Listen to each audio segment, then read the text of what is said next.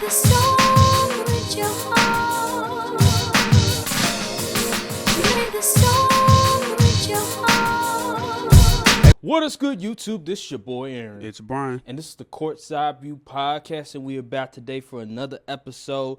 We are in the heart of the summer. It is hot outside, and all I gotta say is this is the time of the year where You stay your behind inside. unless it's early in the morning or Late at night. or the sun about to go down, like I'm staying my ass inside because it's way too hot. Shit, it was like It's damn 90 near- degrees and it's not even 12 in the afternoon yet. Man, it was like 11 o'clock at night. I was outside and it was still hot. I'm like, God damn.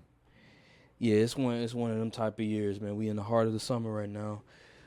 But anywho, let's get on to it. So NBA free agency last week, we literally like hours before free agency started, we were talking about our expectations of free agency. So now we're back. It's been a week and it's been a little bit of movement going on. This free agency wasn't a big like blockbuster name. You can blame Grant Williams and them for CJ that. McCollum. Yeah. Pretty much, that, and also like in previous years where you have those 5-year deals you give to your franchise players. I forgot what they called Supermaxes? Supermax deals. That also, Frank Wagner, he just signed damn near Supermax deal, like $270. It has value up to like $269 or something like that, but it's $224, I believe. Yeah, forgot it hasn't made an All-Star team. I mean, he's good. Don't get me he's wrong. good. He's really good. Definitely banking on potential here. Bruh, my God. Yeah, I mean, at the end of the day, it's all about what are you going to do for me later on, and so they're projecting. But damn, like, man, that's a big projection. If your child ain't playing, your child better be playing a basketball from the day he is born. You better put the highlights on a TV. That's all. Put it in the nursery. Just have a TV playing YouTube highlights of the basketball greats 24/7. Cause ain't no freaking way. It's crazy how like the cap situation in NBA, it just goes up so fast. So like with these teams, they're projecting the cap situation, and all right, we're gonna give this player X amount of money. Like I look at the Shai Gilgeous. And somebody said, yeah, he got paid like $170 million. And I'm looking at these contracts now, and I'm like, yo, that was a great deal. Yeah. Because back then, it was like, damn, $170 million. But, man, looking at it now and the way that these contracts are looking, a lot of these guys getting paid $270. A lot of these guys getting paid $220. Haven't made an all-star team. Cade Cunningham getting paid over 200 M's. Haven't made a single all-star team. Got injured. Didn't play one season. It's like, yo, what is going on? What is happening to the game that I love? Like now, all these guys are getting paid, and they getting hurt a lot of the time, and they haven't made an all-star team. It's like, man, this is ridiculous. Yeah, I saw a tweet. Someone said, "Imagine you in NFL, you the top player in your position, and Derek White or someone like that comes and says you broke." I said, "Man, this is crazy." I know NFL players is like, "This is some bull." Because the NFL makes way more money than the NBA. Granted, the roster sizes is a lot more. Yeah, 52. But dang. Yeah, dang. It's like, goddamn. Like, QB money ain't even high-level role player money. 120 M's for Derek White. Man, $314 million for Jason Tatum, which he deserves. He's one of the best in the game, top 10.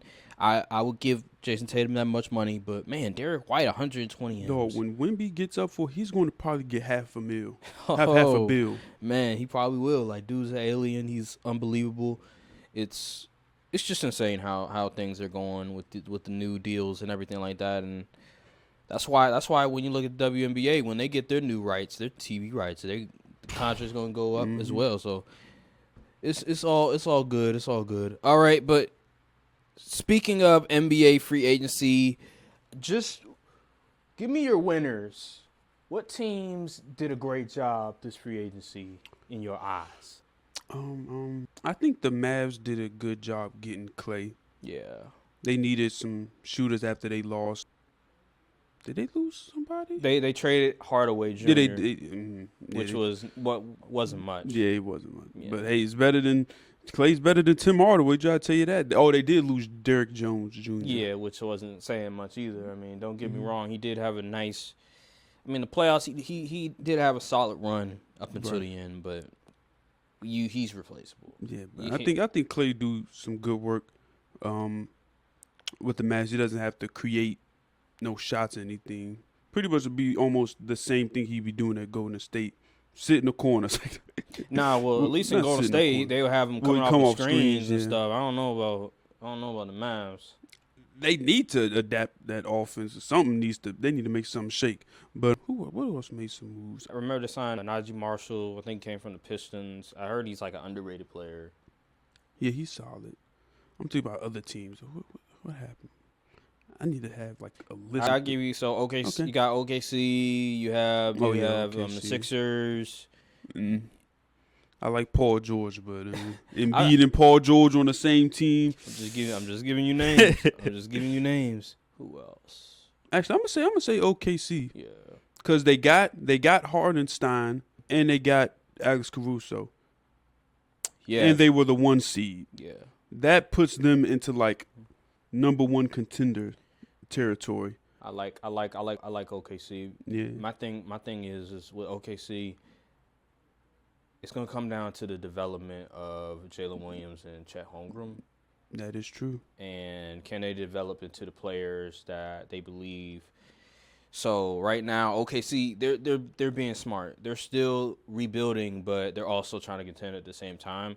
I think what they're doing is really smart because at the end of the day, why go out there and overspend for like a Paul George or somebody? You go trade for like a star player when just keep developing, get the right pieces around them, and just trust that Jalen Williams will eventually develop into that scorer that you need him in the playoffs. Also, Chet Holmgren, just trust that he'll develop into that stretch 5 that you need in the playoffs. He's just an amazing talent as well.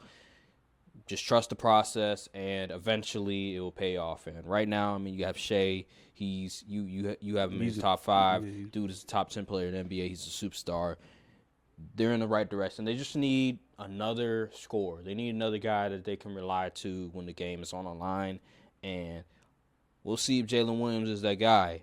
But they have their defense is solid, is great. Their offense is still a work in progress, but as those guys, as they develop, I believe that it'll damn near be unstoppable. Like Chet Holmgren, he could play the Porzingis role. Like with Boston, I think he could be better than Porzingis potentially. It's just about getting that 3-point shot more consistent and, just getting the gym more, putting on some weight, and just figuring out some go-to moves that he can utilize. He has to get into his grown man body. Yeah, he's younger than us still. Yeah, he still needs to develop his body and stuff like that. Once he gets more muscle, once he gets a lot stronger, then he'll be able to bully some people and take advantage of the height a lot more. Because last year's playoffs, he was very inconsistent, and whenever the shot wasn't falling, like a lot of times, he wasn't able to do what he wants to. So once he gets the shot going and once he gets in the gym and works on just like some fundamental moves that he can go to whenever he wants to, then I like OKC's chances. They have a bright future. Like they're the team that everybody should be looking out for and should be scared of because of just the piece that they have. They have quality role players. They have a great defense. And they have a guy that they can go to late when the game is on the line, and he'll hit some big clutch shots. So, OKC, man, they have a bright future. And honestly, next season, they could damn near potentially win it all or rival Boston in the conference in the entire NBA. So, OKC has done an amazing job. Hardenstein, Alex Caruso, get rid of that dude Josh Giddey who can't shoot for worth a damn, can't play defense. It was a home run for OKC. They didn't have to do much, just get 2 quality role players. But you were hesitant with the 76ers. I'm hesitant with the 76ers because Paul George is a good player. My thing is, I think the only way I really see this working is if he says, look, I'm 30, he's 34 or something. Yeah. I'm 34 years old. Tyrese Maxey is on the come up. I'm perfectly fine playing that third role and being a little over 20 points per game score and playing good defense on the other end. If he's not willing to accept that role, then I don't think it's going to work. Mm-hmm. And the fact that him and Embiid on the same in the playoffs, oh Lord, I don't think it really raises the ceiling for them. Really? I think it raises the floor, but it doesn't raise the ceiling. So you think that this Sixers team is pretty much is in terms of where they are right now, you think it's the same as remember when they had James Harden the last year? Yeah. Okay. So like that team went 7 games with Boston. That is true. But then again, it came down to James Harden and Joel Embiid messing it up at the end of the day. I'm looking at their current roster right now. I think they have like nine players. They have Embiid, Drummond. They brought in Drummond, Paul George, Caleb Martin. They re-signed Kelly Oubre. They extended Tyrese Maxey. They brought in Eric Gordon, and they drafted Jared McCain. My thing with this team is, who's the point guard? Yeah, so that is a question mark. I think it's going to be Maxey. I'm looking at it right now. They have Maxey at the point guard, so they'll probably have Maxey as the point guard. My thing with this team is defensively, I'm not that sold on him. Like Paul George, he's not the defender he once was. If this was Paul George 5 years ago, I'd be like, oh, that's a great two-way player. I don't think he's the same defender that he once was. And then I'm looking at Joel Embiid. He can be had in a pick and roll. Tyrese Maxey, he's a solid defender, but he's undersized, so he can be taken advantage of depending on the matchup. And Kelly Oubre, I mean, he tries, but he's still he's not the greatest defender. Right. Like I'm looking at the team. There's not a lot of great defenders, not a lot of guys that you look to and say he can really disrupt an offense. And that's what it's going to come down to is defensively. Because, Nick Nurse, I don't know. All I know is that when he was in Toronto, the defense was always great. But they don't have, it seems like in terms of the system that Nick Nurse ran in Toronto, they don't have like the necessary pieces defensively that work for his system. Nick Nurse would just throw guys at you when he was in Toronto. You'd be like, dang. Yeah. So this team right now, the way that it's constructed, I'm not too sold. They're going to have to outscore teams a lot of times, and defensively it's going to be hard for them. They don't really have a lot of shutdown guys. I'm not really sold on Eric Gordon too much. I think he's damn near cooked. He's on his way out of the league. Like he's entering Big 3 territory. So that's just me. Kelly Oubre, he's a solid dude off the bench for like scoring, but like defensively, I'm just not sold. Maybe when he was on the Wizards, maybe, but like now he's more like just instant offense. I need some scoring from you. And Caleb Martin, you already know about guys from the Heat. You can't trust them dudes from the Heat because they go to a different team and all of a sudden they forget how to play basketball. Yeah. Case in point, Kendrick Nunn, Gabe Vincent, Max Strus at times, like they just forget how to play basketball. So the Sixers are a weird team, man. It's because on one hand, I like Paul George. I know he'll bring more offense that they need, but at the end of the day, he's a playoff choker. And they had James Harden, and he was a playoff choker. So it's like, does that really move the needle significantly? I don't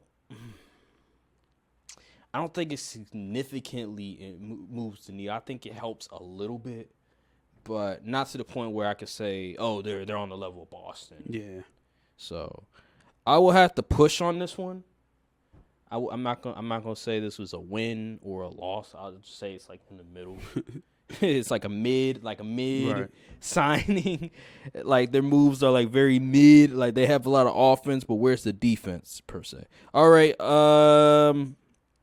What else we have? It's really not a lot of teams made any significant moves because this free agency has been kind of dry. You know what I mean? So, the Warriors, ever since they signed and trade Clay, they've been making some moves. They just signed Buddy Hield. Oh, yeah. And they forgot who else. They also got I think they got Josh Green back, and then they signed some other pieces as well. The Warriors, I think the Warriors they might have gotten a little bit better. Buddy Hield better than Clay, I tell you that much. Well, I don't know about all that. But what I will say is that they did get a lot more pieces that could help them win. So you could argue that the Warriors have gotten a little bit better since they traded Clay away. Not significant enough. Yeah, not significant enough where you're saying, oh, now they're back in the title picture. Like, I don't think that, but as the Warriors GM and, your goal is to make the team better, he has made the team better, just not significantly. Like, they've made it better by a little bit, I think, because they added some solid players. Let me see if I can find all their moves. Let me see. I'm not going to lie. If I'm looking at, if this is a sidebar, if I'm the Wizards and I'm seeing these teams around here that ain't got no point guards, I'm dangling Tyus Jones like a rare steak. Okay. I'm like, hey, y'all know y'all want Tyus Jones. What y'all willing to give up for it? I'm looking at the Sixers like, y'all want Tyus Jones? He could pass the ball. Oh, so Josh Green didn't go to the Warriors. He went to the Charlotte Hornets. Josh Green is cooked. Yeah, he is kind of cooked. He was a Luka merchant. Luka helped him out. Okay. Oh yeah. So they got Kyle Anderson. That's a solid pickup. Buddy Hield, DeAnthony Melton. I don't know who Lindy Waters III is, but they got a little bit better. It's more like depth pieces, role player pieces. Like Kyle Anderson isn't the worst. He's not a terrible pickup. Like with the Timberwolves, he was the best Luka defender they had. Yeah, so he was a huge part of that team. So he's a nice rotational piece. I just think that overall, it doesn't significantly move the needle. So if I'm a Warriors fan, I'm not jumping for joy. Yeah, I'm not jumping for joy. Like, oh yeah, we're back. We're back. Like, no, you're not. No, you're not. Like, they're pretty much close to the same. Yeah, I mean, there's nothing really. I mean, we could look at Los Angeles Clippers. I feel like in terms of losers, they're one of the losers because I have about 3 of them. You lose Paul George. Understandable. I would want to pay Paul George all that money too, but in return, Mo Bamba, Nicholas Batum, fourth quarter. Thinking about signing Miles Bridges, but you're gonna have to trade for him. They haven't done that yet. They were trying. I think they were trying to get Chris Dunn, but ultimately that didn't come through yet. And yeah, they re-signed James Harden. It just the moves hasn't really made them better. They're pretty much, mid. Nothing's really put them over. I didn't know Chris Dunn was still in the league. Yeah, I think he plays for Utah. Yep. So there was reports that they were trying to get him. He's a solid defender, so I can understand that. But overall, the moves that they made, I'm not really moved. Like getting Nicholas Batum back, why? He's just not. It's just not good. He's just not good anymore. I don't understand it. Like he's on his way out of the league, so this move doesn't really do anything. Kawhi, you never know when he's healthy or not. And James Harden, he's good, but at this stage of his career, he's not. And he's not the James Harden that we saw for, first year in Brooklyn or when he was in Houston. Like, that's just not the James Harden you're going to get. So it's really nothing that's moved the needle for the Clippers. In my opinion, they're cooked. Pretty much, yeah. The window's closed.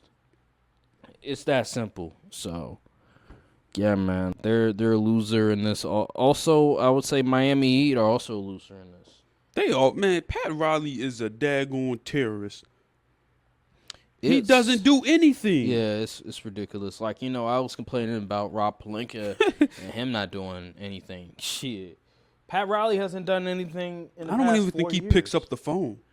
Man, it's weird with the Miami Heat. They made it to the finals in 2020 and 2023, and they find these guys out of nowhere, and then they plug them in. But when you go against the better dudes won this year when they play against the Celtics. They ain't have Jimmy Butler either, so they had to rely on Tyler Hero being the number one. Yeah, that's a recipe for success. What's crazy is that you look at the team, you look at the roster, and you're like, man, where's the talent? But then they make it to the finals somehow. And when they draft, like the draft picks, I can't recall a single first round draft pick of theirs in the past 4 years. Besides, that was 5 years. Tyler Hero. Was Hami Vakquez a first round pick? I don't know. I really don't know. I'll look it up. But they don't draft well, and yet they're still a competent team. They're still a team that's competing in the Eastern Conference. Yeah, Hami, he was the first round pick in 2023. Oh yeah, okay, but yeah, him. Okay, now I remember. Yeah, Hami Vakquez, that was a great pick. But besides him, I mean, they don't really draft well. They're not really a good developmental team, besides unless you're like undrafted free agent and you just find them out of nowhere, like a Gabe Vincent or something like that. And they don't get no free agents. So, yeah, 2024 we will still has to be seen. 2023 they drafted Hami. 2022 they drafted Nikola Jovic. He was supposed to be good for them, but they never gave him time to develop. They never gave him time. So it was like 2020 they got drafted Tyler Hero. Yeah. 2020 was Precious Ochoa. Yeah. Oh, and then I think 19 was Tyler Hero. Then 17 was Bam. And then 2015 was Justin. Yeah, so their draft record isn't. Yeah, it's not good. I don't know who's in the scouting department, but whoever is in the scouting department, they need to go. Like, they can't draft worth a damn. That Heat culture. See, here's the thing. This whole Heat culture stuff, it's a little overrated. I ain't gonna lie. Like, don't get me wrong. The guys, like, Eric Spoelstra is an amazing coach, and you could tell that a lot of his players are mentally tough.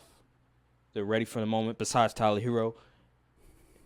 But the whole developmental process, I don't understand it at all. Like, it just seems like a lot of these players can't develop. And then when they do develop, once they leave, they go back to being the player that we thought they were, undrafted free agent for a reason. Like a Gabe Vincent, like a Kendrick Nunn, like a Max Strus, you know what I mean? And I'm just looking at Miami, I'm just like, man, like, I don't know what is going on. I don't know what is going on with that team. Like, it's just a weird team. They're the Patriots of the NBA. Minus the rings. Yeah, minus the rings. It's just a weird team. Like, once LeBron left, just that organization is just so weird. Like, they have this culture that they try to tell everybody about, but when it comes to developmenting players, besides Bam, who else can you really hang your hat on that say, oh man, that player really developed into a nice player? Like, I can't tell you. Yeah, not me either. Yeah, so all right. I think another loser is the Los Angeles Lakers. I was gonna wait to the end to bring that up. Okay, I'm gonna give you my other one then. Okay. I was gonna say the Bulls. The Bulls, yeah, the Bulls. Either the Bulls or the Hawks. Maybe even Either both. Or, yeah, it could be both honestly. if you want to. The Bulls, I don't know what their plan is. Like, you trade Alex Caruso for Josh Giddey straight up. No one wants Zach LaVine. Nobody. And I don't know what the heck is going on with DeRozan. And Nikola Vucevic. Like, and then you paid Patrick Williams all that money. Yeah, and I didn't think he was that good. No. So I don't know what the Bulls' direction is, but it's something it ain't even right. They're in purgatory right now. Like, they're just stuck in a void they can't get out of right now. They need to completely just clean slate. Yeah, but get rid of everybody that isn't Kobe White. I don't know, man. It's one of them teams where I really don't care. I mean, I don't either. I don't. I'm just I saying, really it's don't just care. bizarre. It's one of them teams that's like, okay, they're bad. I really don't give a damn about them. The Hawks too. What exactly are they trying to do? Well, you draft Zachary Richardson, yeah, who doesn't even have a 40-point game in his entire career of basketball, which is almost unheard of from a first overall pick. Yeah. You can't. Allegedly Trae Young's value is god awful. His trade value is terrible. No one wants him. And then you're like, well, I guess we'll keep him. Like, what is y'all playing here? You got rid of DeJounte Murray and got back some two firsts. Yeah, two firsts. And Dyson Daniels and Larry Nance. Like, come on now. What are we doing here? Yeah. So my thing, like Trae Young, he's one of them players where he's not a plug and play, like where you can't can just put him everywhere and he'll produce him. Like he'd be great if Indiana didn't have Tyrese Halliburton. He'd be a great fit for them. Maybe New York Knicks if Jalen Brunson was in there, but you got to have like certain pieces already there for him to work. Like you can't just plug and play. Like he's not a Stephen Curry, he's not a Kyrie. He's not a, like he needs certain players, a certain system in place for him to thrive. And the players he needs, defenders. Yup, and lob threats. Mm-hmm. Like if you don't have that, then it's gonna be a hard day for him. And you can't put him next to a guy that's ball dominant. Exactly. So the rumors about the Lakers possibly trading for that him, would be terrible. It just doesn't work because LeBron's ball dominant, Trae Young's ball dominant. So that's where a lot of teams are probably hesitant on making that trade. And do you seriously want the defensive combo of Trae Young and Austin Reeves on the court at the same time? Are you kidding me? Mm-hmm. So I think with Trae Young, I think he would work well with the Spurs because you have Wemby. You have Wemby that can cover up some of the defensive deficiencies for Trae Young. But the asking price is probably too large for the Spurs to really go after. That's why the Spurs are like, we're just gonna keep rebuilding, and we'll go after a top 5 pick next year. Possibly get Cooper Flag or some other player in the draft that we really like. The draft's gonna be a lot better next year, so let's not put all our eggs in one basket on a trade for Trae Young, and let's just wait it out and try to get somebody else. Because do you want to pay Trae Young all that money? Like, I wouldn't. So he's pretty much stuck in Atlanta, and Atlanta they're just gonna have to bite the bullet. I mean, at least they have somebody that they can sell. Yeah, they can get people in the building and say, hey, you want to go watch Trae Young and Zachary Richardson? Like, hey, do that. But ultimately, he's a hard player to really implement into a system. If he was like 6'7", like a Luka, then it would be a lot better because he has size. He could do a lot more. But right now they're pretty much stuck. That's why they traded DeJounte Murray. They were able to trade him, but not Trae Young, because DeJounte in this new NBA has more value because he's a two-way. He can play defense. He can score, and that's really the reality of the situation. Milwaukee Bucks, again, like Taurean Prince is their best signing. There's nothing really much they've done. Free Giannis. Yeah, I mean, for the most part, like a lot of teams haven't done much. This free agency, it's been a lot of re-signing players. It's been a lot of, we're going to bring in like a role player, a role player or two that's not a big name. So that's really what free agency has been. But yeah, the Lakers, I'll say the last team, losers, I'll go Lakers. Oh, yeah. Because they haven't made any moves. Anything. We haven't made any moves. Like, no trades. We're handicapped because Rob Pelinka screwed up last free agency where you sign a Cam Reddish, you sign a Jackson Hayes, and you give a player options. Like, what are you doing? Like, those guys are on the way out. Why are you giving them player options when it's a prove-it deal? It's just certain things about Rob Pelinka as a GM just makes no sense to me. I already ranted about it on the other video. But today I'm gonna use more logic. You got to differentiate between me as a fan, me as a troll, and then me actually using logic. Today I'm gonna use some logic. That other video was the Lakers ambassador. This is regular right here. Yeah, so I'm gonna use logic on this one. I'll say this about Rob Pelinka. So I understand where he's coming from, because a lot of these GMs are trying to screw us over. They're trying to lowball us.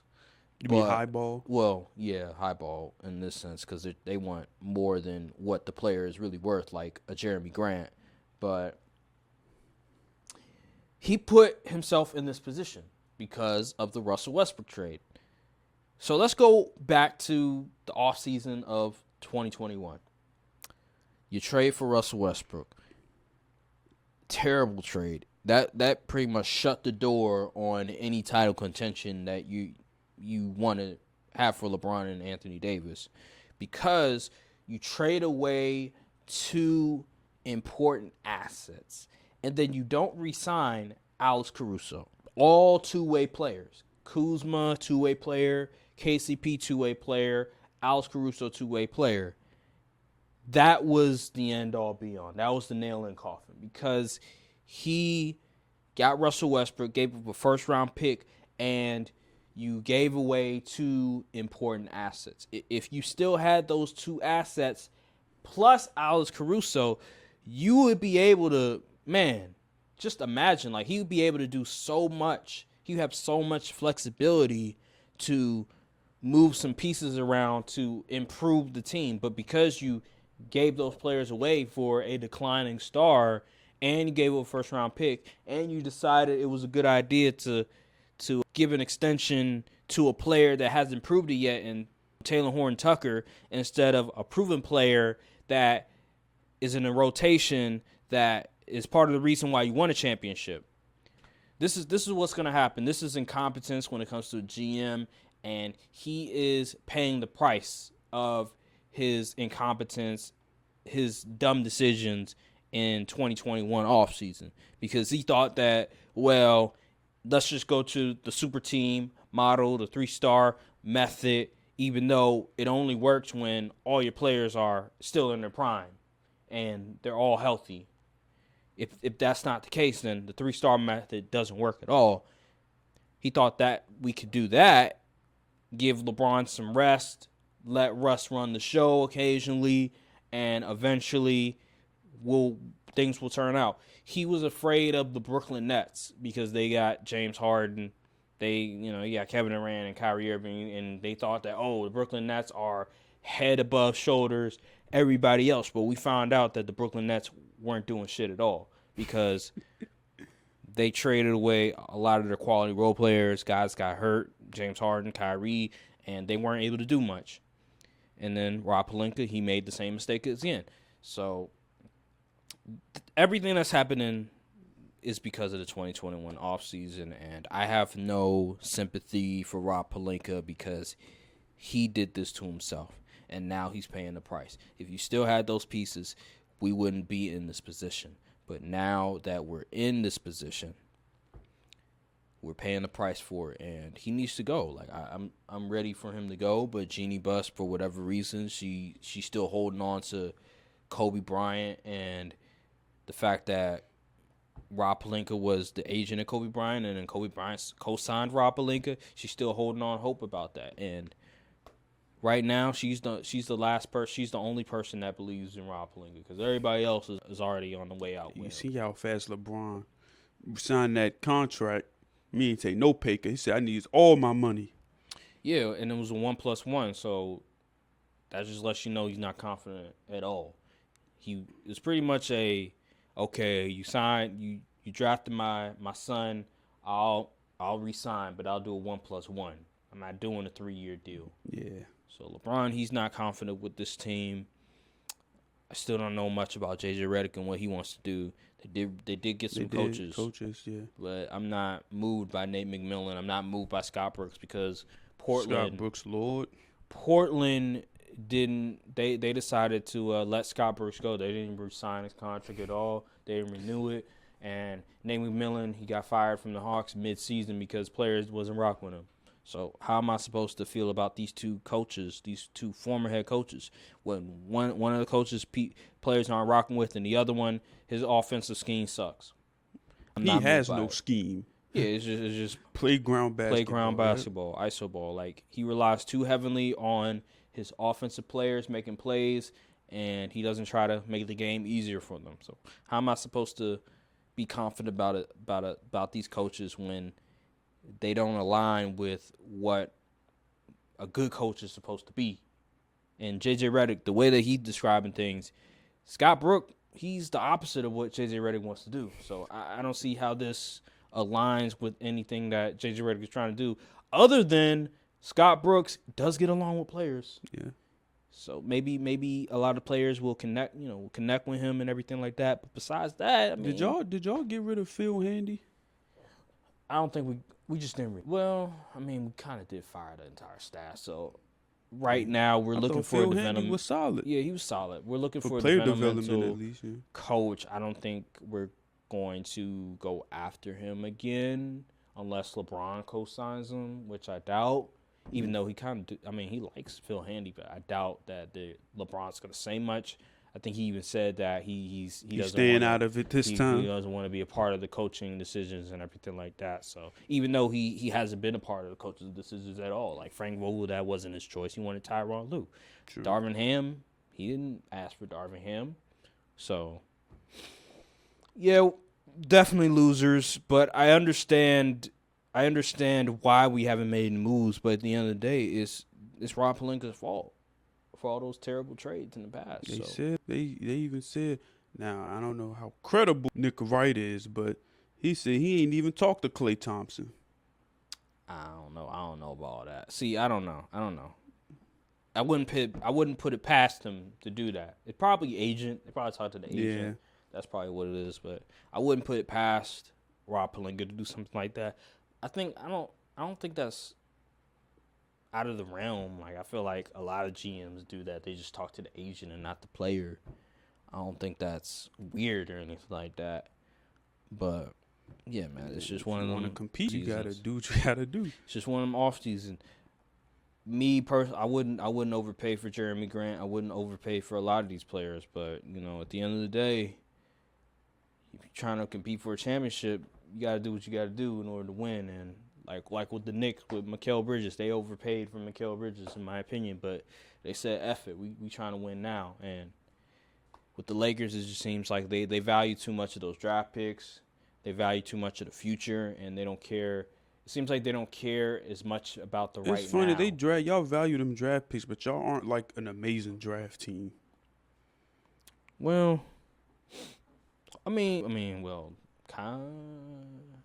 wouldn't say we're... Since the LeBron era, y'all aren't an amazing draft team. I agree because, obviously with the Lonzos, the Harts, the Larry Nances, the B.I.s, the Kuzmas, that came before LeBron. So you're absolutely right about that. Austin Reeves, he was an undrafted free agent. And, yeah, you're absolutely right. Like, we haven't really hit much on the draft picks.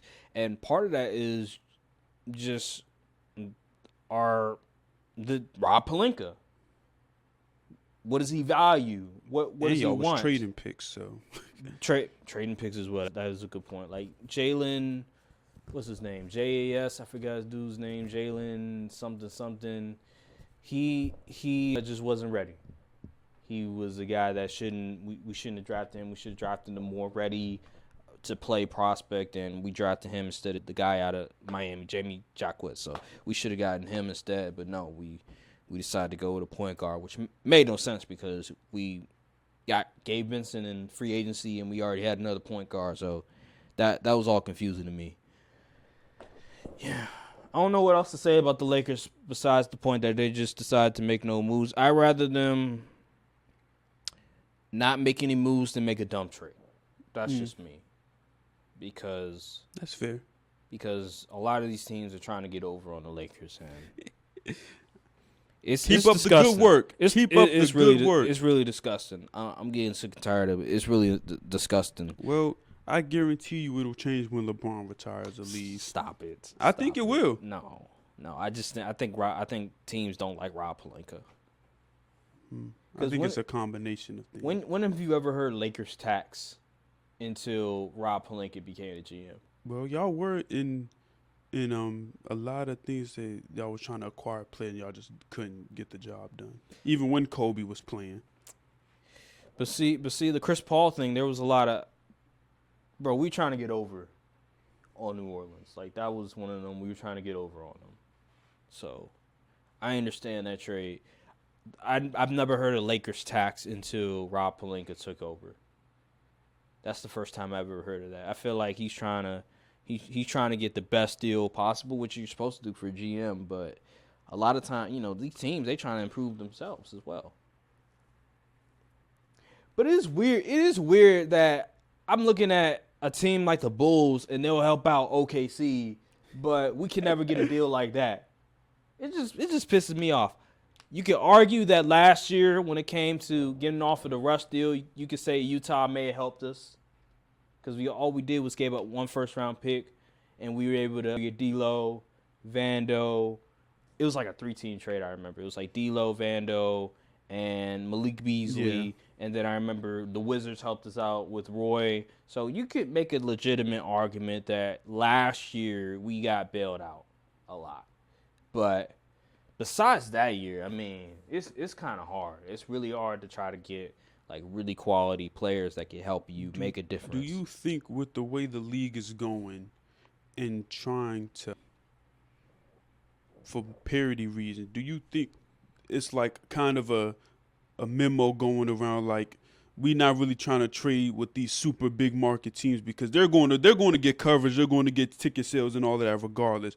But the teams like OKC, I mean, they have a lot of fans, but in the media, they're not really outside of Shea. You don't really hear much about them. A small market team, yeah.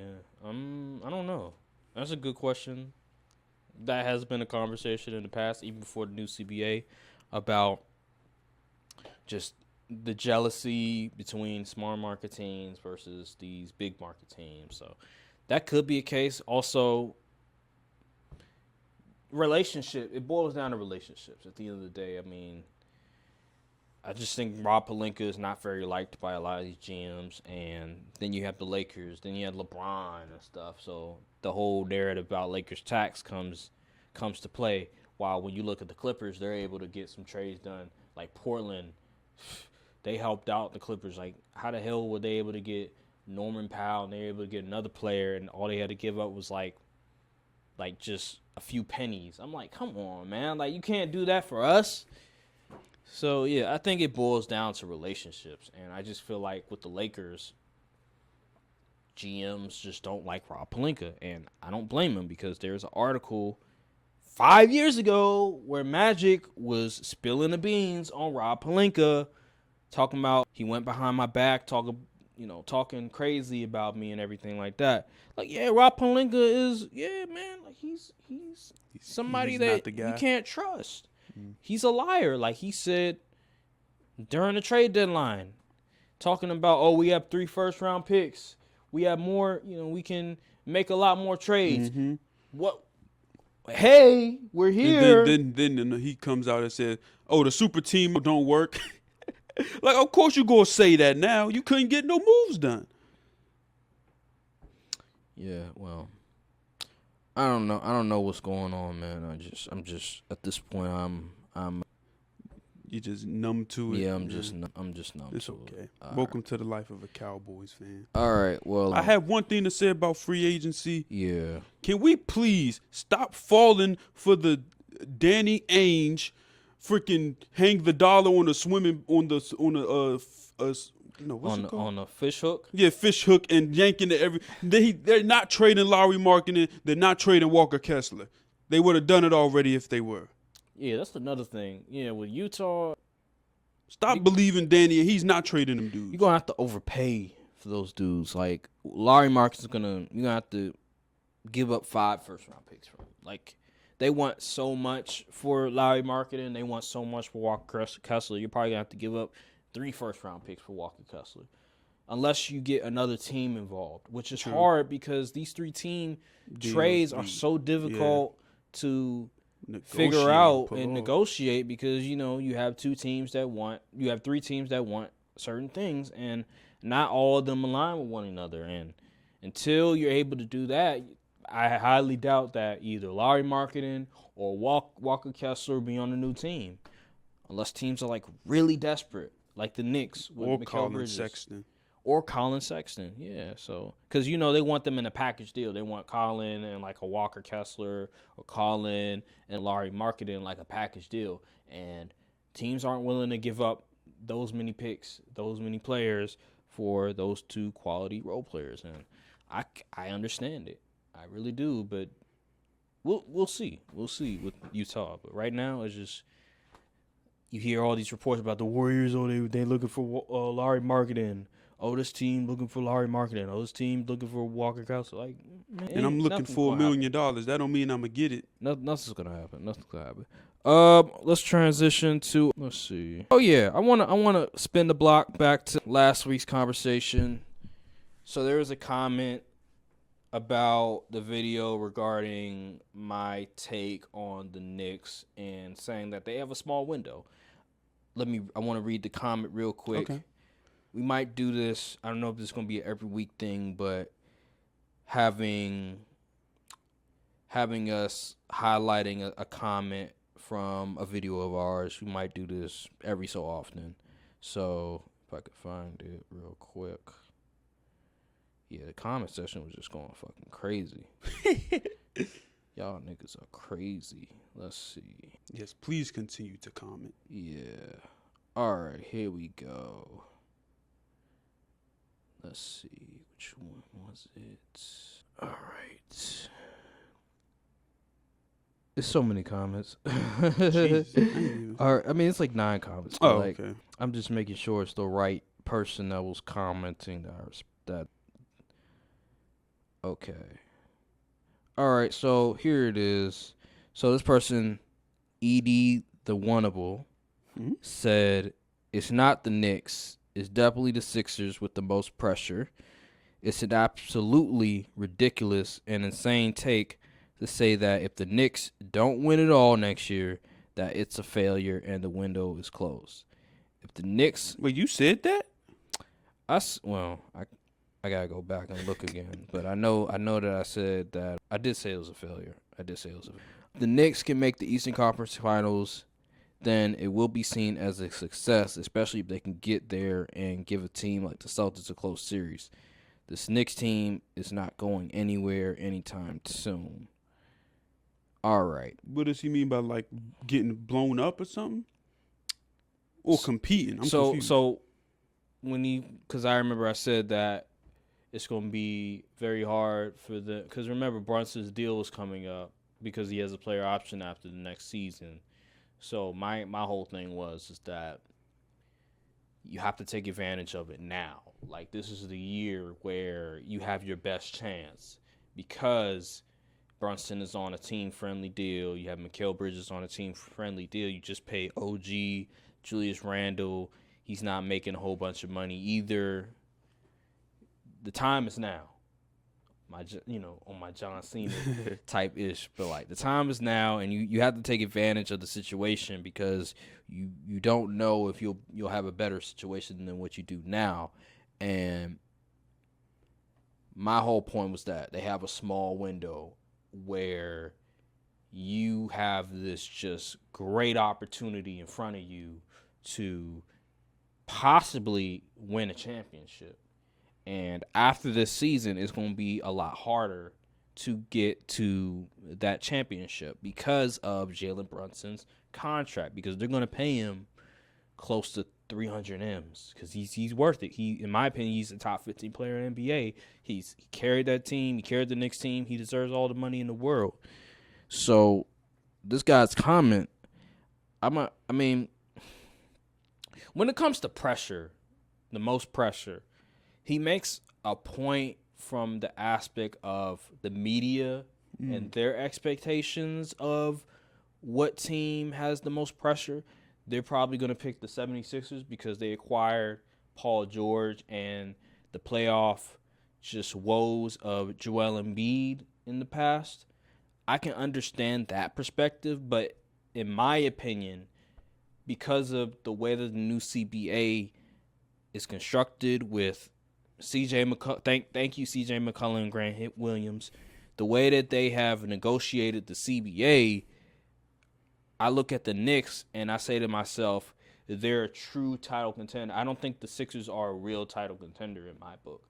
I think they're fake, and people are going to disagree with me on that, but we already talked about their offseason, their free agency, and how it didn't really move the needle significantly in my eyes with the addition of Paul George. While with the Knicks, the moves that they've made with Mikal Bridges re-signing OG, I believe they are a legit title contender that can battle the Celtics for the top spot in the East. Because if you look at the roster, they have 8 guys that you feel confident about. You have Brunson, you have DiVincenzo, Hart, Randall, OG, Mikal, McBride, and then you have Mitchell Robinson. That's 8 quality players at your disposal. And you know Tom Thibodeau likes playing his players a bunch of minutes. And you telling me Tom Thibodeau has 8 players that he can play a bunch of minutes? That is great. That is sensational. And then the way that the team is built, where you have 2 great two-way wing players. Yeah. I think this is a home run for the Knicks, and I like them a lot more than the 76ers, who have a lot of deficiencies on the defensive end. I think with the Knicks, I believe they're under the most pressure in my eyes. Like the media, they have their own way of looking at things, but for me and how I look at things, I think they're under the most pressure because they have a team that could really compete for a championship this year. Like they're a legit championship team, while with the 76ers, I think they're pretenders. So how do you feel about the guy's comment? I see, like you said, like I see like from the media perspective, and everyone's being on Joel Embiid's case. Like, oh, you got Paul George or Tyrese Maxey, now you better win a ring. But like in the realistic realm of basketball, that's I don't see that as like a championship team, honestly. And you like Embiid, he played pretty well in the playoffs this against the Knicks and stuff. But like if they match up again, the Knicks got better. More better than the 76ers got, I'd say that much. So, I mean, I don't think they really moved the needle significant enough to be better than a Boston or a New York. Yeah. So, I mean, I don't agree. I don't really agree with that part. Yeah, and then, I mean, there was another comment by OBJYN788. Pretty much said that there's other teams under more pressure to win than the Knicks. And I'm like, what? Because he listed the 76ers, the Heat, the Lakers, the Bucks, the Suns, and the Timberwolves. And I'm just like, really? Like the Timberwolves? The Heat, the Timberwolves, the Bucks, the Suns? Western Conference Finals Timberwolves? I'm a bit confused how they have more pressure than the Knicks, because number one, the Knicks are in New York. So you're already going to get attention as it is. Knicks fans, they're absolutely crazy and stuff like that. And you have to understand the way that the team is constructed. This is a championship roster. I look at the Bucks. Giannis already won a ring, ladies and gentlemen. Like, Giannis's legacy is solidified. Like, he has 2 MVPs. He has a Defensive Player of the Year. He's made All-NBA first team so many years, All-NBA defense so many years. Giannis's career is solidified. He's a top 30 player all time. While 20. Oh, you have him 20 already. Well, just to be safe, I'm saying top 30. But he's a top 30 player all time. Like, Giannis is safe. And then you have Chris Middleton, who won a ring. So, like, you have your 2 top guys won a ring already. I don't know how they have more pressure. I get the Dame trade, but let's be real. Like, Giannis won a ring already, so I don't understand where there's pressure. There's more pressure than a Knicks team that hasn't won a championship in 50 years. Like, I don't understand how it's more pressure because the Celtics just won. And then the Suns, like nobody believes really. nobody believes the Suns have a chance of winning a championship. The GM. When I'm looking at the most pressure, I'm thinking of teams that actually have a shot to win a championship. I'm not looking at teams, just because Kevin Durant is on the team, just because, there's this narrative of he can't win without Steph, he can't win without a loaded roster, that we should put most pressure on the label. Like, no, if they have no shot of winning a championship, I'm not going to put them in the category of most pressure to win a championship. That just doesn't make any sense. And then I'm looking at the Timberwolves. The Timberwolves, yeah, they made the Western Conference Finals, but Ant is still young. Like, he's still not fully developed yet. They still have time before I start saying, all right, Ant, it's time for you to win that ring. And I look at Ant, I'm saying to myself, he's not on the level of a Joel Embiid, a Luka, a Giannis, a Nikola Jokic, where I'm like, all right, bro, you're so talented. You're a top 5 player. You're in the top 10. You're a superstar now. You've excelled into an MVP caliber player.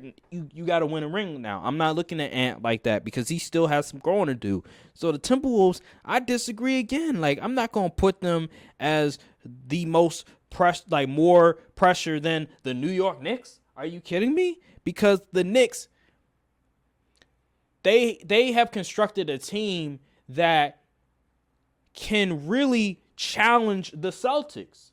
And people will disagree with me. But if you know basketball in the way that it is in the 2020s, they have constructed a really good 2020s version of an NBA team. And they have a guy that you can go to in the clutch. He'll make clutch shots, and he can carry your offense. I'm not trying to hear it. Miami Heat, get out of here with that. Ain't nobody trying to hear that. The Lakers, everybody knows the Lakers' title window is closed. Why are they even in this? Just because LeBron and AD are in there does not mean, and just because they're the most popular team in the NBA and have the craziest fans does not mean they have the most pressure. Stop it. And the 76ers, if you want to argue 76ers, have at it, but I disagree. I think the Knicks have more pressure in my mind. But if you want to go the media route, then that's different. Then the media is definitely going to put them as the most pressure team to win. You can easily tell who watches sports talk shows when you look at these comments versus people who just have their own original takes, because some of this stuff doesn't make sense. Like, the Lakers are under pressure to win a title. They ain't moving with any type of urgency. Exactly. Like, I just don't get the argument. Like, the argument, I can kind of understand with the 76ers, but everybody else, it just doesn't make any sense. I don't think they understand what the most pressure. You can't say the most pressure and then list off 6 teams. Like, it doesn't even make sense. When I think most pressure, I'm thinking of like teams that are actually title contenders. Like, you have to be in the realm to even enter that conversation. And then like, I'm looking at, okay, the best player, are they ready? Are they ready? Are we looking at them like, all right, like, dude, you've been in the league for a minute now. It's time to go. It's time to go. God, he said the Suns. Oh, good. Remember, we got cooked. They tried to cook us in the conference for us saying the Suns wasn't like that, and they wasn't getting far in the playoffs. Yeah. They try to cook us for that. Yeah. I mean, maybe there's an argument for the Timberwolves because they did make it to the Western Conference Finals, but I still have the Knicks over them. I'll say the Timberwolves are in the top 5 most pressured team to win, but I don't think they're over the Knicks, because I look at the Knicks and the East, besides the Boston Celtics, if you want to put Philly in there, fine, but besides the Boston Celtics, this is really not a huge threat. Like, Giannis is great, but everybody else around him, they're old. They don't have much versatility. Coaching. 76ers, we already mentioned. Like, they don't have much defense. Yeah, coaching as well. So, Pacers still don't have any defense. They don't have any defense. So, have they even made a single move? No, not really. Mm-hmm. Not really. This free agency has been very quiet. So when I know the Lakers are getting a lot of attention. The Cavs are the Cavs. Yeah, the Cavs are the Cavs. So I just feel Magic is still You know, they're still young, so they got time to develop. I don't think next year is going to be. Some of these people in the comment section are Knicks fans, Of and course. they feel like we're disrespecting them by saying they're the most pressured team. How And is that disrespect How by am I- saying your team is so good that you're expected to win? How am I being disrespectful? Like, I actually like your team. That's why I'm putting them in the most pressured team category, because the way that they're constructed, they could win a championship. I don't understand how it's disrespectful. I don't understand how, like, somebody in the comments was like, you're just trying to generate views. Just say you're just trying to generate. I'm not. I'm being serious. Like, I generally think that the Knicks are the most pressured team in the league, because I believe the way that they're constructed, they can actually battle the Celtics. They actually match up well with the Celtics. But hey, I'm a hater. I'm trolling. Like, all right, whatever. Let's carry on. Ryan Garcia, Lord. this dude is crazy. So he got banned from the WBC, and that's a big deal because that deals with the world boxing. So it's not just like one country or anything. Like, no, that's the world. And when you see a lot of the boxers, when they're holding belts, they generally are carrying the WBC belt because it's a very prestigious belt. And yeah, man, he's just been, I don't know what's going on with that man. Man, spiraling. He's been spiraling. You can tell something going on. The famous boxer we once knew was looking paranoid and now spiraling. Damn, He Tank moving really, just like a degenerate. Tank really traumatized this man. Yeah, man. He's off the walls. I don't know what's going on. Ever since the Tank fight, he's just been tripping lately, and you know he said those racist comments on, I don't know if it was Spaces. Yeah. On Spaces, yeah. He's just been tripping. He tried to play it off. Remember before the Devin Haney fight, you know, he was trying to play it off like, no, I'm not crazy. Mm-hmm. This was all for to promote the fight, and you know, people wasn't buying it. I wasn't buying it. Because who the hell does that to promote a fight? If anything, you're deterring people from wanting to watch the fight in the first place. Like, I was Skeptical of the fight. I was like, do I really want to watch this fight? Because it seems like dude is going to be on some BS. But then eventually, after hearing some people talk about the fight, I was like, all right, let me see what's going on in this fight. And I turned it on. It was ridiculous. But yeah, just your thoughts on Ryan Garcia getting banned from the WBC. He was suspended for 1 year. Now he's banned. He pissed off the wrong people. You know, you should have just took your punishment and go sat in the corner and just did your time. But you continue to add. You see, you're gonna sue them. You're gonna do all this. They out to get you. I'm like, bro, you're just making it worse. And now you crashing out on social media. And now you want to cop pleas. And then people should be ashamed. Once he got exposed for being on Osterine or whatever, there should have just been the end of that. Like, we shouldn't have gave that man no more attention. People was putting on capes and all type of. I'm like, bro, why are we going up for a cheater? I know people don't like Devin Haney and his dad. I understand that. But the integrity of the sport, why are we allowing this? Why are we trying to give this dude a pass?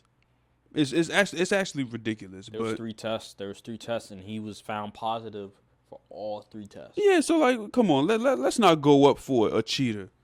We only do that in the MLB, but but yeah, come on, that should have been y'all are terrible. Like, I know I'm not a big fan of Devin Haney personally and his dad and all the stuff they be doing, but at the end of the day, he cheated. Exactly. It is what it is. That's the rules. I mean, it is. Hey, Devin Haney should be ashamed. He came in overweight at the weigh-ins, and he cheated. I don't know. I don't know how you can justify him. Yeah. Devin Haney should be ashamed of himself for losing that fight. Matter of fact, he should be ashamed of himself for taking the fight. After Ryan Garcia came in overweight, you know how the thing works when it comes to boxers losing weight and everything like that, putting on weight. You know all the politics around it. So you understand that if he's overweight by 3 pounds, the next day he's going to be overweight significantly. So why would you even try to have a fight when you already know that he's going to be even bigger the next day? It was just dumb. He probably said, well, he came in overweight. I'm not in jeopardy of losing my belt, so. He underestimated him. Because he thought, well, he's probably on some drugs and doing all this other stuff. And he let his guard down and he got his ass whooped because of it. Yeah. And he deserved it. Because he was a little humble pie for him. He was talking all that mess. He was talking all that crazy about Tank, about Shakur and all that. Like, bro, you need to sit your ass down. Sometimes you need to get your ass whooped to get a reality check. And Ryan Garcia's dumbass gonna get caught with PEDs in the system and then start spewing all this nonsense. Now you made Devin Haney look like the victim. Now you made Devin Haney look good in the light instead. Yep. Like, come on now, man. Like, this shit. Now he's undefeated again. Now he's feeling himself. He got his belts back and everything. And he's all celebrating when in reality, we saw the footage. We saw it. It don't matter. It don't matter that he was on PEDs. He was still getting hit left and right. And Ryan Garcia, he already had power. He didn't need speed. PEDs. Yeah. He already had speed and power. So even if he wasn't on PEDs, he probably them hits would have still hurt. It's just ridiculous, man. Like, he should be fucking ashamed of himself. I'm glad that they finally banned him because he was wilding. Like, he was doing all this type of ish, and just a suspension for a year wouldn't have done enough. Yeah, because fighters only fight like once a year anyway. So yeah, exactly. Yeah, so it would have just been business as usual. Business as usual, and Devin Haney was like, "Hey, let's run it back." Like, why? Oh, please. Why? Because at one point he was like, I don't want to fight him anymore, and then all of a sudden he's like, "Hey, let's run it back, Ryan. I'll wait the time before you." See, this is why boxing is on the decline as a whole. Cornballs, because man. It's just antic after antic. When UFC, they just fight. Bunch of cornballs. This is ridiculous. A bunch of politics. It's just like weight clauses and, another weight class, like 5 pounds is another weight class. This is like, bruh, you can't lose 5 pounds to fight this one dude? Are you serious? 5 pounds? It's like that? As a world-class athlete? It's stupid, bro. It's so dumb. And these dudes they just keep doing that dumb shit every time. Like, Gervonta Davis is that guy. Yeah, he's going to stay at 135. Yeah, you're going to have to come down to 135 to fight him because he's the draw. He's the number one draw in boxing. What are you talking about? Devin Haney like, oh, what are you talking about, Tank? They going back and forth like, oh, no, like, I'm dictating terms. And then Devin Haney like, well, I have the belts. What do you mean? What do you mean you're dictating terms? Yeah, because Tank is the number one draw. Ain't nobody going to see Devin Haney box. Ain't nobody going to buy pay-per-views because of Devin Haney. No, they're going to buy because of Tank. They went to go see Tank versus Frank Martin. They bought pay-per-view because of Tank versus Frank Martin. I remember at one point, Devin Haney and Ryan Garcia, they were having a tough time selling tickets. I think they had to cut the price. They had to give discounts because they were having a hard time selling tickets. Now, ultimately, it looked like it was packed because they cut the price. With Tank, you don't have to do that because he's the draw. It's just, and then him and Shakur, like all these politics, it's just dumb, bro. Like 5 pound difference, a 5 pound difference has you that shook. It's just too much. People don't want to lose because as soon as you get that one loss, it's like, oh, well, you're trash now. Man, when a guy like the current one of them champions, he just had a fight last week in the UFC. You're talking about UFC. Is it Poirier? I don't know, man. Whatever his name was, he has like 9 losses, and he just started like winning fights and now he's the top. Everyone likes him. So like, it's just stupid the way the fans go about boxing and records and stuff and the promotion. It's lame. It's really lame. I already brought it up. It's Floyd Mayweather. He ruined it because he went undefeated and he talked about how like feeling invincible because he's never lost. But ultimately, what is the criticism? You ain't fight nobody. For real. Like, you ain't fight nobody That's at the right time. That's a dumb criticism. He ain't fight nobody when they were in their primes. Like Manny Pacquiao, he was old. Canelo, he was young. I think it was Shane Mosley. I don't know about Shane Mosley. I think he was pretty solid around that time. But like it was a lot of guys where you're looking at his weight class and you're like, why didn't you fight him? When you were at your best and he was at their best. Like why did you wait until they were either too young or too old?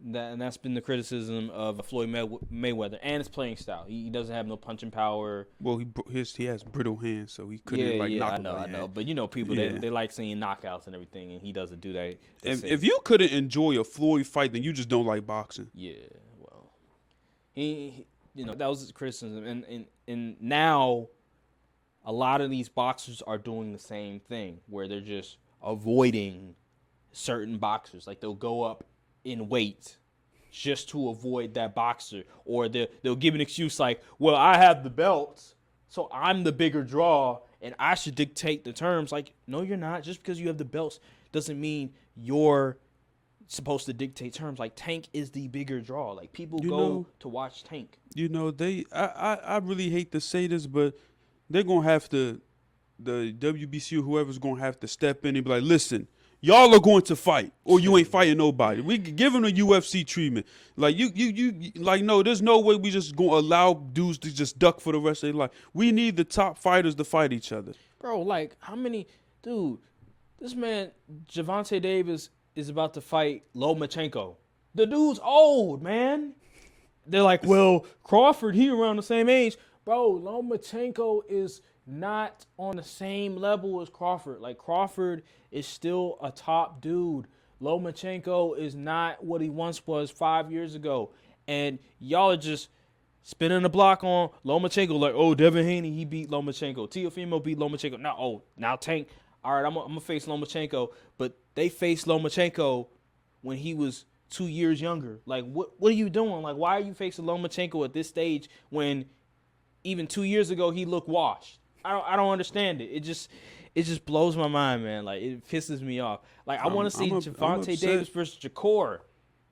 Yeah, I mean, I know Gervonta Davis is gonna win because Shakur, you ain't gonna be able to run for 12 rounds. At least there's some intrigue like Ryan Garcia. There was some intrigue with even though I had Gervonta Davis, but some people had Ryan Garcia for whatever reason. I don't understand. They don't know boxing. Yeah, I don't understand. I'm mad. Freaking Terrence Crawford don't want to fight Boots. He wants to fight Canelo, I heard. He's looking for, and that one, I mean, salute to him for at least having the guts to move up to that weight. But me personally, I want to see him fight Boots. Like that's the next fight. This is ridiculous, man. That's the next fight. It's just too much. He said I'm not gonna fight Boots. Why? I don't know. He's young. If you think you're just gonna punish him, you just fight him. Are you scared of losing? Like, Boots is nice, but he's not Terrence Crawford nice. So they make it seem like he the boogeyman. Yeah, like I don't understand. It's just too much politics. And then Teofimo, last week I saw his boxing match, and he was fighting this one dude. He couldn't even knock him out. I'm like, bro, like he talking all that trash, like, oh yeah, I'm Gervonta Davis. Like, me and Gervonta are the same. I'm like, no, shut up. You're not. Shut up. He gets hit way too much, and he does have a chin. He does have a chin, but at the end of the day, he gets hit way too much. The dude he fought, he doesn't have no punching power for real, and he couldn't knock him out. I don't know if it's because this dude, I don't know what it is. He might have a metal plate in his jaw or whatever, but like he was just keep getting hit, and it did not affect him at all. I don't know if he's a cyborg, whatever, but he couldn't do no damage against him, and I'm supposed to believe that he can rival Tank. He can rival some of these great boxers. Like, get out of here. Like, he was calling out Terrence Crawford. Like, you don't want Terrence Crawford at all. Oh, my goodness. He would get killed. T.O., please. He would get killed. Like, Errol Spence would kill you, bro. Like, it's not even a discussion. You need to shut up and avoid Terrence Crawford. Avoid him. Like, fight Shakur. I think Shakur would probably beat him. I think Devin Haney will beat him. Like, Teofimo, I ain't gonna lie, he overrated me.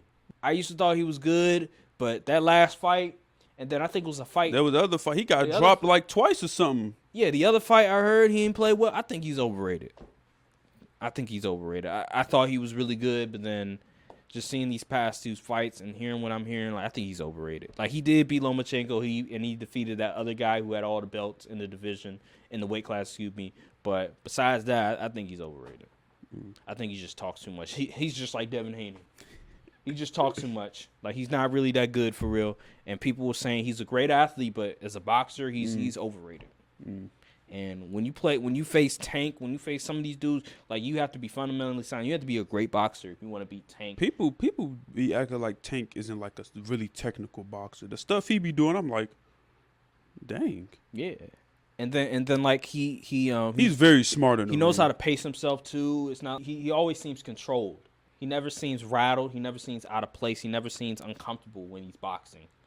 While with the other dudes, like, he gets them on the rope and they just look like they look scared. They look like a deer in headlights. Tank is never like that. He always knows what he Frank needs to Martin do. was on the road, he was trying to leave. He couldn't leave. He was like, like, what are you doing? Is you gonna leave the corner or not? And then he got caught. Like, The left jab. It was over. It was over. Shakur. Get His ready fight for y'all tonight. NyQuil, y'all. Y'all can't listen. If you suffer from insomnia and you can't go to sleep, just throw on that Shakur fight later. I'm telling you, you'll be out by the 5th round. So Shakur, what do you need to see from Shakur this fight? Him to not run and actually stand and throw punches. That's what I need him to do.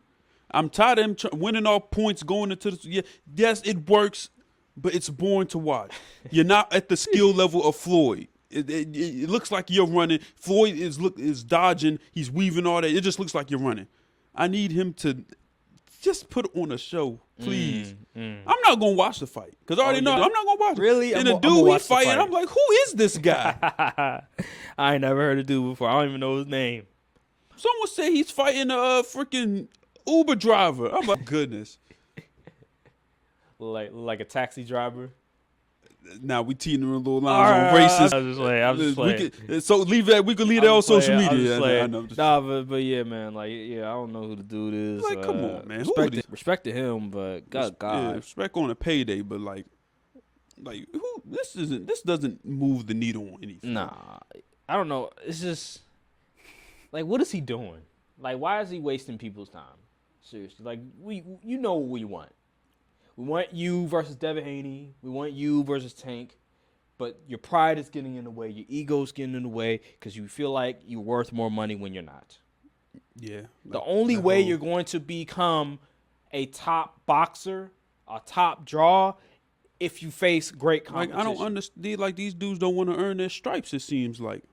Bro, you only have 20, what is it? 19 boxing sanction fights? Yeah, on your resume. What do you mean? What do you mean? I deserve this, I deserve. Bro, you only boxed 19 times. You only have 19 matches. What are you doing? Like, it just makes absolutely no sense. You have to earn your stripes.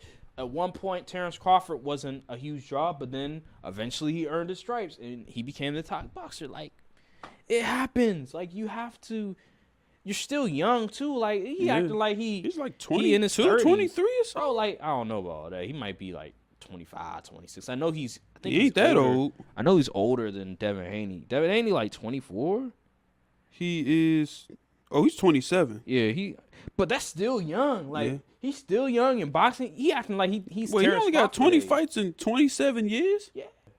So, I don't know why he thinks that I need to get paid as much now, like I'm worth this, worth that. Like, you're not. Like, you have to face top talent before we can say, okay, you're a top draw. Like, you're a big draw now. Like, you're up there with Tank.